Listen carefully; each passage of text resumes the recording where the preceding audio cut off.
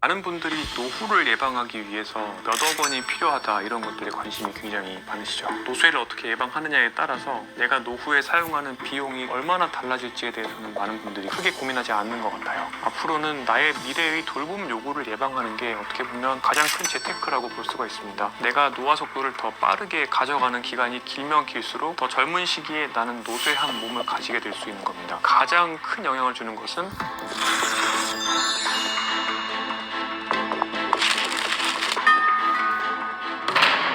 네, 안녕하세요. 저는 서울아산병원 노년내과에서 근무하고 있는 정의원이라고 합니다. 저는 노인의학 진료를 주로 하고 있고 사람의 노화와 노쇠를 연구하고 있습니다. 오늘 주로 말씀드릴 내용은 우리가 어떻게 나이 들어가고 또 그 결과로 어떤 질병과 노쇠가 생겨나는지 그리고 이런 것들을 우리가 어떻게 대처할 수 있는지에 대한 것들이 될 것입니다. 정말 많은 분들이 노년내과가 뭐냐로 제 진료를 시작하려고 하십니다. 노년내과? 그게 뭐죠? 제가 자초지종을 설명을 드립니다. 노년내과는 어르신들, 특히 노쇠가 있고 병이 많아서 너무 복잡한 문제들이 꼬여 있고 이런 분들을 환자분을 중심으로 통합적인 진료를 하는 과입니다. 이렇게 말씀을 드립니다. 그러면 또 질문하시는 게 있습니다.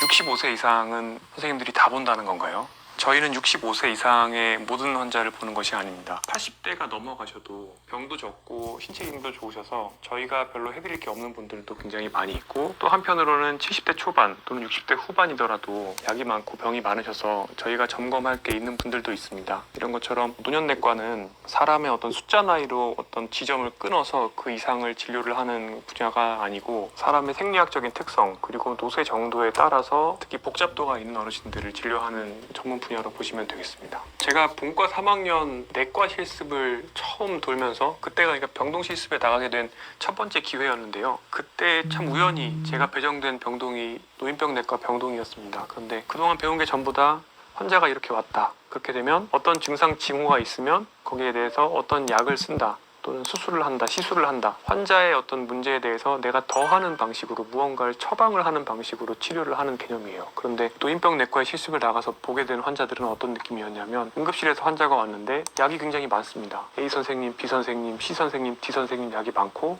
그걸 약사가 정리를 합니다. 그랬더니 약이 막 10개, 20개가 나옵니다. 그런 약들을 정리를 해내고 나머지 환자분들의 검사 수치를 맞춰서 환자를 퇴원을 시키게 되면 이 환자가 외래로 걸어오는 것을 볼 수가 있게 됩니다. 이런 것들을 보게 되면서 교과서에서 주로 우리가 배웠고 또는 의과대학 커리큘럼에서 우리가 배웠던 더하기만을 가지고 환자를 살리는 게 아니라 환자의 모든 질병과 기능과 현재의 문제들을 통합적으로 관찰을 해서 뺄 거는 빼고 정리할 거는 정리를 하기만 했는데도 환자가 삶의 질을 회복할 수 있구나라는 걸 보게 되고 앞으로는 우리나라의 현실에서 굉장히 중요해질 것 같다라는 생각을 하게 됩니다. 그래서 개인적인 흥미도 굉장히 많이 있었고 앞으로 사회적인 중요성도 굉장히 높아질 거라고 생각을 해서 노인학에 관심이 가지게 됐습니다. 사람의 생로병사라는 과정에서 병과 사 사이의 간격이 굉장히 늘어났습니다. 과거에는 중병을 앓게 되시면呼吸를 끊고 3, 4일 앓다가 돌아가시는 경우가 많았죠. 그런데 지금은 이런 것들이 치료가 되고 약으로 관리가 되고 이런 것들이 누적이 됩니다. 누적이 되면서 노쇠가 오시고 노쇠가 된 몸에는 고유한 특성이 생깁니다. 어떤 특성이냐면 예를 들어서 젊은 사람들한테는 감기약 2알, 3알 먹어도 아무런 문제가 없습니다. 잠 푹 자고 다음날 깨어나는 정도가 될 텐데 어르신들은 감기약 하나만 복용을 하더라도 그 감기약이 어떤 특성을 가지느냐에 따라서 소변을 못 보시는 분도 있고 의식에 처지는 분들도 있고요. 여러 가지 그런 부작용들이 생길 수가 있습니다. 굉장히 최근에 오셨던 환자분의 사례입니다. 이분은 젊은 사람들에서는 굉장히 흔히 사용되는 수면제를 처방을 받았습니다. 이 수면제는 젊은 사람들에서는 수면 유도 효과가 있지만 남자 어르신들에서 선망을 만들거나 또는 낙상을 만들거나 치매처럼 환자가 보이게 만드는 특성이 있습니다. 이런 문제 때문에 잠을 제대로 이루지는 정작 못하고 다른 병원에 가셔서 치매약을 드시게 됐습니다. 또 치매약도 드시면서 계속 정신 증세가 있으니까 다른 정신과 약들을 점점 추가하게 되셨는데 근데 문제는 이 수면제를 처방한 선생님과 치매약을 처방한 선생님은 다른 분이었어요. 기존에 동네에서 다니던 의원에서 받은 수면제를 드시고 있다는 얘기를 안 하시고 다른 선생님한테 가셔서 치매 진료를 받으셨는데 여러 가지 평가를 하시고 적절하게 인지기능이 저하되어 있으니까 치매약을 사용을 한 거죠. 그런데 치매약에는 또 부작용이 있습니다. 잘 알려진 게 소변 볼 때 불편한 느낌이 있습니다. 소변이 조금만 차도 굉장히 방광이 불편한 느낌도 있고 식욕도 떨어지고 변비가 생기는 분도 있고 배도 막 쥐어짜는 것처럼 아픈 그런 분들도 있습니다. 또 이거는 치매 선생님한테 얘기하지 않습니다. 다른 내과 선생님한테 또 가셔서 내과약, 그러니까 소화기 약을 받는데 이 소화기 약은 항콜린성이라고 해서 통상적인 치매약이 아세틸콜린이라는 물질을 올려주는데 이거를 떨어뜨리는 특성이 있는 소화제를 받으신 거예요. 그러다 보니까 결론적으로는 치매약의 인지기능 개선 효과도 보지 못하고, 근데 이 항콜린제는 또 한편으로는 인지기능도 떨어뜨리고 변비도 만든단 말이에요. 식욕도 떨어지고요. 또 어지러움증을 느끼게 되고요. 또 어지러우니까 다른 과에 가서 이제 어지러움증에 대한 약을 받아요. 근데 그 약도 항콜린성이 있어서 치매약의 성능을 떨어뜨릴 수 있죠. 그러다 보니까 약은 수면제 하나에서 시작이 되어서 점점 늘어나게 되는 거고, 약이 그래서 한 움큼이 되시고 진료과가 대여섯 군데가 되셔서 저희한테 오신 거예요. 우리나라 고유의 특성이죠. 주치의가 존재하지 않고 굉장히 전문화되어 있기 때문에 분절적으로 의료 이용을 하다 보니 모두들 교과서적인 진료를 하셨지만 환자분은 결국에 굉장히 나빠진 거죠. 노쇠가 있고 병이 많은 분들은 이런 부작용이나 이런 것들을 노인 증후군이라고 하는데, 이런 예기치 못한 부작용들에 훨씬 더 취약하게 됩니다. 그러니까 어떻게 보면 노인의학은 일반적인 성인의학에서 우리가 하는, 환자분들이 어떤 증상을 가지고 오시면 그 원인을 찾아서 약을 처방하거나 수술이나 시술을 결정하는 이런 더하기식 의학이 아닐 수도 있는 것입니다. 어떨 때는 환자분들의 증상이 약이 너무 쌓여 있어서 발생한 것일 수도 있고, 또 반대로 증상이 있지만 이것이 약으로 해결할 수 없는 경우도 많습니다. 그렇기 때문에 사람의 여러 가지 특성들을 진찰을 하면서 면밀하게 결정해야 되는 분야인 것이죠. 사람의 노화는 속도의 개념이라고 보시면 됩니다. 그러니까 모두의 몸속에는 노화 시계가 굴러가고 있습니다. 그 시계가 굴러가는 속도는 어떤 사람은 1초에 1초씩 흘러가고, 어떤 사람은 1초에 2초씩 가고요. 어떤 사람은 1초에 0.7초만 갈 수도 있고 0.5초만 갈 수도 있습니다. 이런 것들이 수십 년 동안 누적이 되게 되면, 그 정도가 어느 정도에 이르게 되면 그때는 노화가 많이 축적이 되어서 쌓여서 노쇠의 모습으로 사람에서 밖에서 관찰할 수 있는 그런 결과가 나타나게 됩니다. 그러니까 보통 40, 50대부터 만성질환들이 쌓이게 되는데, 이런 것들이 쌓이는 속도는 내가 젊었을 때 노화의 속도를 어떻게 유지했느냐에 따라 결정이 되고, 그 결과가 70대가 되시면 그때는 노쇠 정도가 얼마나 심하냐, 그러니까 신체 기능이 떨어지거나 또는 약을 한 알만 먹었을 때 내가 의식이 처지거나 이럴 가능성, 위험성이 얼마나 커지느냐를 결정한다는 의미입니다. 우리가 흔히 노쇠한 어르신들이라고 했을 때 생각하는 허리가 굽고 걷는 속도가 느려지고 손의 쥐는 아귀의 힘이 약해지고 체중이 빠지고 식욕이 없어지는 이런 모습은 벼랑간 나타나는 것이 아니라, 마치 하루에 100원씩 저축을 하는 것보다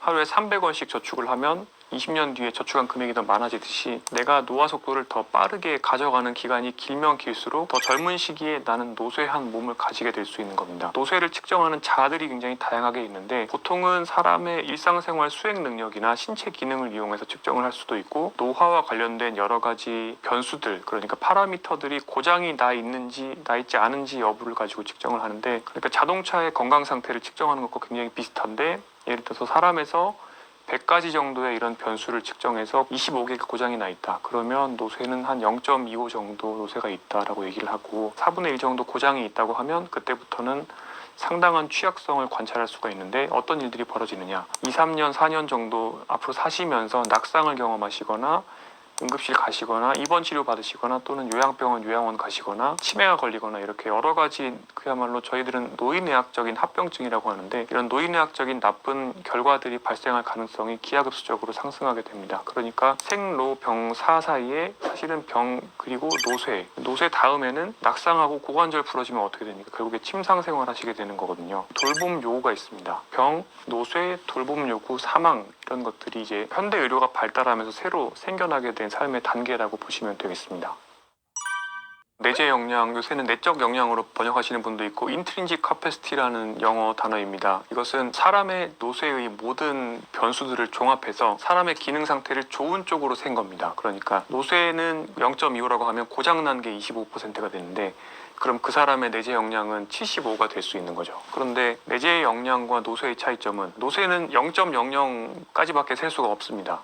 마이너스는 없어요. 하지만 내재 역량은 100점 이상도 만들 수가 있습니다. 그러니까 슈퍼 에이저들이 있습니다. 굉장히 건강하게 나이가 들다 보면 정상인보다 훨씬 더 인지 기능도 좋고 신체 기능도 좋을 수가 있습니다. 이런 것들을 개발을 할 수가 있는 것인데, 이런 개발이 옛날에는 어렵다고 생각을 했고, 그냥 30대 중반부터 기능 상태는 계속 떨어지기 때문에 어찌할 수 없다, 이런 생각들도 있었고, 이런 것들이 과연 노년기에 개선이 될 수 있는가, 신체활동, 인지활동을 통해서 중년기나 장년기에 더 발전시켜서 나중에 치매를 예방하거나 또는 노쇠를 예방할 수 있을까, 이런 것들이 연구가 최근에 많이 이루어졌습니다. 결론적으로는 가능하다는 것이고요. 그래서 실제로 WHO에서 내재 역량을 중심으로 여러 가지 이야기를 하고 있습니다. 첫 번째로는 70대, 80대가 되시더라도 이 내재 역량은 개선이 될 수가 있습니다. 신체 활동을 한다든지 또는 인지 활동을 굉장히 열심히 한다든지 또는 사회 관계를 열심히 맺는다든지, 이런 것들이 모두 다 합쳐져 있는 것들도 있죠. 예를 들어서 어르신들이 일을 하시게 되시면 작은 일이라고 하더라도 신체 활동이 되고 또 인지 활동이 되고 사람을 만납니다. 이런 것들이 종합이 되게 되면 인지 예비능이란 또 마찬가지 개념이 있습니다. 치매로 갈 때까지 내 머리에 남아있는 성능의 정도거든요. 이런 것들이 개선이 될 수가 있습니다. 노인의학에서 지역사회나 병원에 계시는 어르신들이 기능이 나빠지는 것을 막고 독립적으로 잘 생활을 영위할 수 있게 필요한 것들이, 우선은 그분들의 삶의 목표가 필요합니다. 현재 내가 어느 정도 노쇠했고 내가 어떤 것을 원하고 내 질병에 대해서는 어떤 정도의 치료를 원하고 나의 기능 상태는 어떻게 되기를 원하고 가족들과는 어떻게 하기를 원하고, 이 모든 원하는 바, 중요한 것들이 일단 필요합니다. 이것을 나에게 중요한 것, what matters라고 하는데요. 그래서 첫 번째 M입니다. 그리고 이동성, 그러니까 모빌리티라고 하는데 당연히 움직일 수 있어야 합니다. 침대에서 화장실을 갈 수가 있으면 어느 정도, 예를 들어서 요양병원에 가거나 요양원에 가지 않고 상주간병을 받지 않고도 스스로 어느 정도의 시간은 영위할 수가 있습니다. 혼자서 씻을 수 있다. 이렇게 되면 또 어느 정도는 내가 일상생활을 수행할 수가 있습니다. 내가 혼자 밥도 해 먹을 수 있고 병원도 갈 수 있고 관공서도 갈 수 있다. 그렇게 되면 거의 독립적인 일상생활을 수행할 수가 있습니다. 지금 말씀드린 이런 정도의 가장 큰 영향을 주는 것은 근육 건강과 이동성입니다. 그러니까 특히 하지 근력, 내가 잘 걸을 수 있는가를 의미하는 것이죠. 하지만 또 하나, 멘테이션, 마음 건강도 필요합니다. 마음 건강에는 인지 기능, 우울, 불안, 수면, 여러 가지가 들어가는데요. 신체 기능이 굉장히 좋다 하더라도 마음 건강 부분이 좋지 않으면, 예를 들어서 치매가 어느 정도 이상 진행되게 되면 관공서 업무를 혼자 볼 수 없겠죠. 그러니까 마음 건강도 필요한 것이죠. 그 다음에 필요한 게, 원래 노인의학에서는 메디케이션, 약제라고 얘기를 하고요. 저는 이거를 이제 메디컬 이슈라고 해서 의학적인 문제들이라고 이야기를 합니다.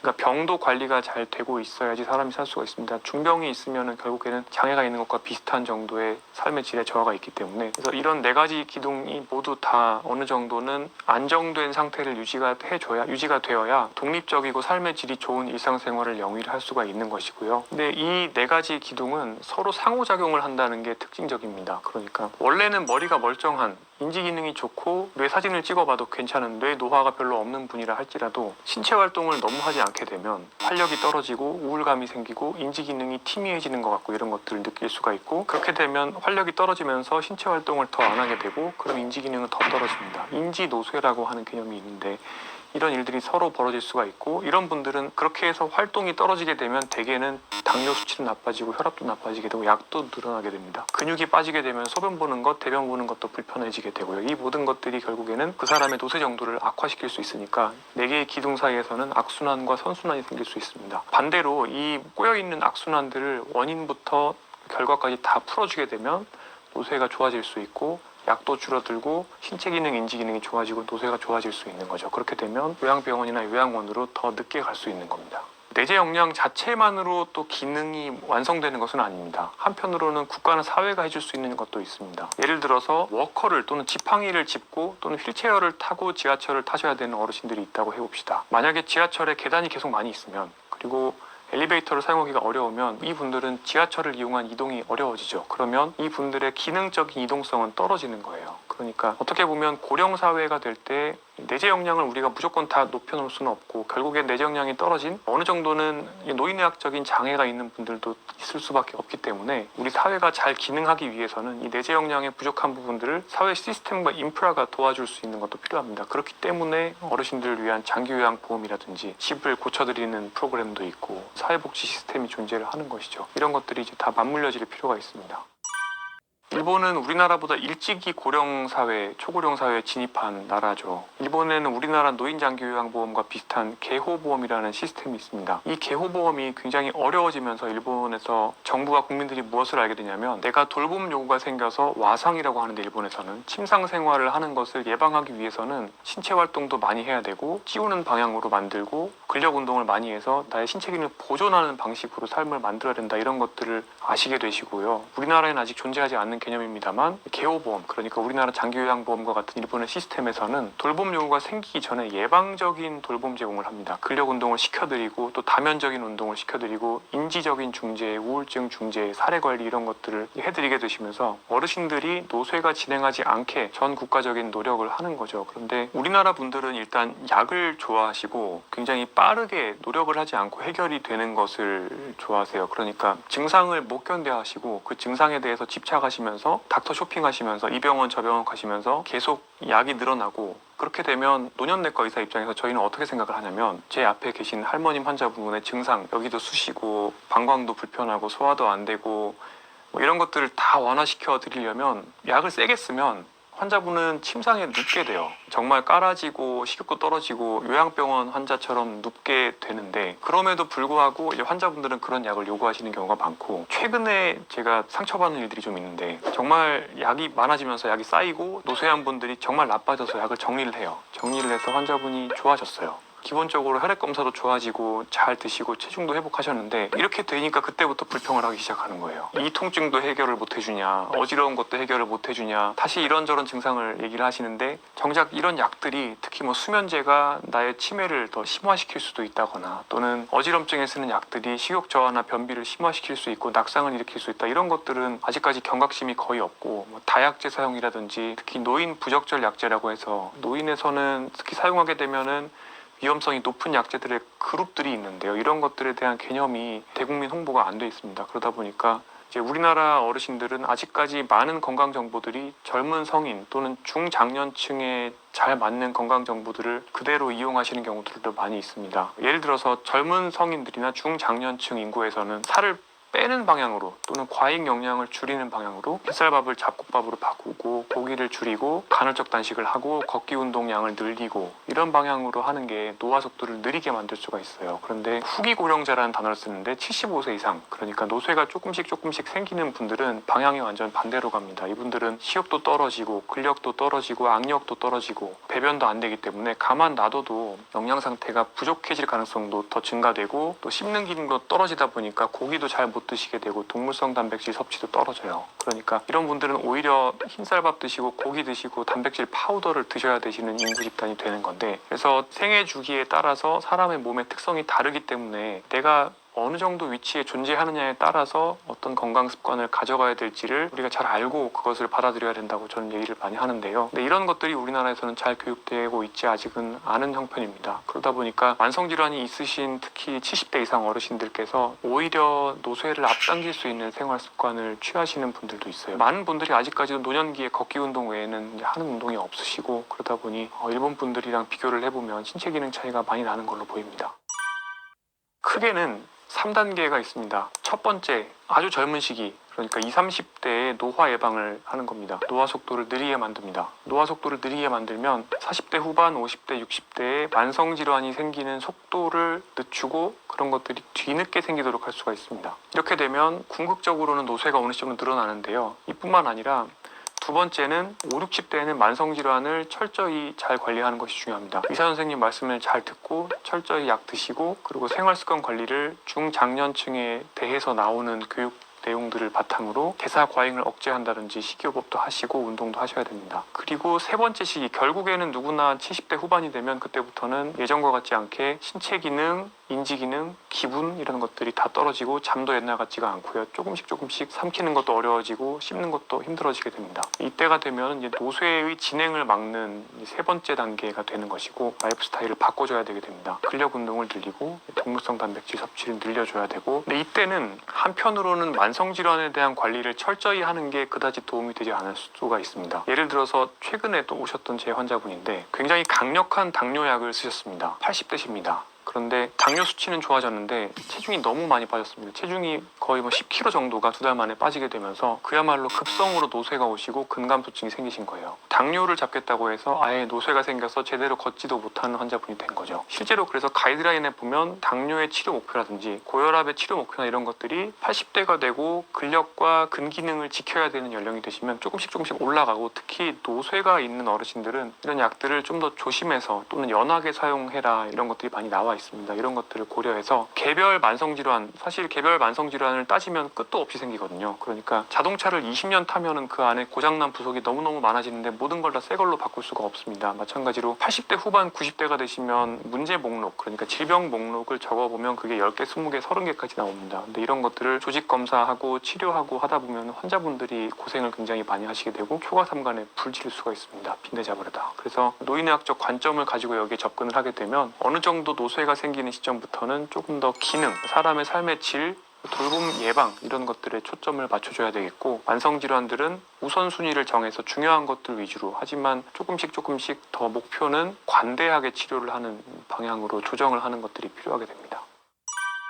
많은 분들이 노후를 예방하기 위해서 몇 억 원이 필요하다 이런 것들에 관심이 굉장히 많으시죠. 그런데 거기서 우리가 생각을 잘 하지 않는 게, 내가 내재 역량 궤적을 어떻게 만드느냐, 젊어서부터 노화 속도를 어떻게 만들어 가고 나이가 들었을 때는 만성질환 관리를 어떻게 하고 노쇠를 어떻게 예방하느냐에 따라서 내가 노후에 사용하는 비용이 얼마나 달라질지에 대해서는 많은 분들이 크게 고민하지 않는 것 같아요. 지금 현재 물가로 생각할 때 장기 요양 등급이 나와서 댁에서 집 밖으로 나가시기가 어려워지시고 또 간병인을 사용하셔야 되는 경우에 한 달에 한 300만 원 정도의 돈이 들어가는 걸로 생각이 됩니다. 어떤 얘기냐면, 내가 노쇠해져서 집 밖을 나가지 못하게 되면 누군가는 한 명을 나를 봐줘야 되기 때문에 돈이 들어가고, 또 의료 비용이랑 기본적인 돌봄 비용이 들어갑니다. 대신에 나는 바깥에서 아주 작은 어떤 현금 흐름이라도 만들 수 있는 어떤 활동을 할 기회도 있게 됩니다. 그렇기 때문에 버는 것과 잃는 것의 차이는, 갭은 훨씬 커지는 거죠. 그런데 1년에 예를 들어서 이자가 3%라고 했을 때 1억이 있으면은 세금 떼고 나면 사실은 300만 원도 받기가 어렵습니다. 그런데 한 달에 300만 원이 내가 기능이 떨어진다라는 이유로 인해서 더 지출이 발생할 수가 있는 것이고요. 지금 최근 들면서 장기요양보험 수급자인 분들이 연간 사망하는 비율이 점점 줄고 있습니다. 무슨 얘기냐면, 수급자분들이 굉장히 오랜 기간 이런 돌봄 서비스를 이용하게 된다는 건데요. 옛날 통계를 보면은 요양원이나 요양병원에서 2년, 3년 정도 계신다고 했지만, 지금은 재가라고 해서 댁에서 이용하는 서비스의 기간까지 치면은 거의 5, 6년 이상까지도 늘어나는 그런 상황이 되기 때문에, 앞으로는 나의 미래의 돌봄 요구를 예방하는 게 어떻게 보면 가장 큰 재테크라고 볼 수가 있습니다. 한 달에 300만 원이면 1년에 3,600만 원이고요. 그러면은 대략 10억 정도의 현금성 자산이 있는 정도라고 보시면 되겠는데, 많은 분들이 어떻게 하면은 돈을 더 빨리 모아볼까, 또는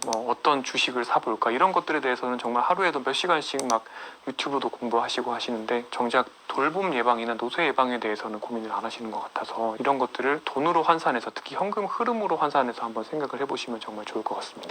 지금 20, 30대인 분들은 미래가 와닿지 않기 때문에 욜로, 지금만 살면 된다 이렇게 생각하시면서 즐기시는 경우가 굉장히 많고, 건강에 대한 이야기를 하면 몰라서 못하는 거 아니다, 듣기 싫다 이렇게 반응하시는 분들도 굉장히 많이 있어요. 근데 젊은 분들도 요새는 투자에 대해서는 굉장히 능수능란하시고, 어떤 식으로 돈을 모아야지 경제적 자유를 획득할 수 있는지에 대해서 관심이 많으시거든요. 근데 말하자면 건강의 자유를 획득하는 것과 비슷합니다. 제가 말씀드리는 개념은요, 젊어서부터 꾸준히 나의 은퇴를 위한 건강 구자에 돈을 적립을 한다고 생각을 하시면 되세요. 그런 적립이 충분히 이루어지게 되면 결국에는 어느 순간부터는, 노후에는 제일 중요한 게 돌봄 비용 그리고 의료 비용인데, 그런 고정 비용으로부터 또는 재난적 비용으로부터 상당히 자유로워질 수 있는 나의 건강 계좌가 갖춰지는 것입니다. 그런데 이런 것들이 복리 효과가 있는 데다가 노출되는 시간이 굉장히 길어야지 나한테 좋은 영향을 줄 수가 있습니다. 무슨 얘기냐면, 내가 20세부터 60세까지 40년 동안 담배를 핀다고 하면 하루에 한 팩씩 40년 동안 핀 효과가, 게다가 젊은 시간에 핀 효과는 유전자에 더 많은 영향을 주겠죠. 그런 것들이 다 쌓여서 노쇠를 가지고 오는 거기 때문에, 건강상에 좋지 않은 행동을 할 때 그것이 그냥 환불이 되는, 쉽게 무마할 수가 있는 그런 행동이 아니고, 결국에 내가 나중에 다 감당해야 될 어떤 결과를 만드는, 건강 구자에서 내가 돈을 뺏쓰는 그런 행동이라고 이해를